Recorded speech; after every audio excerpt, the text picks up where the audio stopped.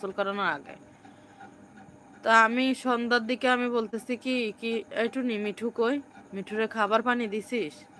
এই বলার পরে টুনি আগায় গেছে মিঠুর দিকে গেলে, এবার খাসাও উঠে দেখে কি ও খাসার ভিতরে কোনায় কায়তে মানে একবারে মাথা নোয়াই দিছে।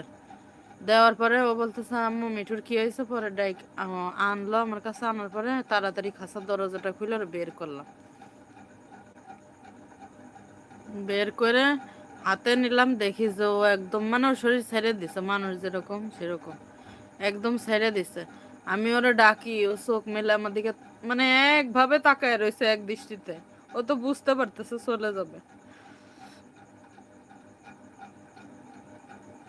তারপরে পানি দিলাম, পানি খাইলো।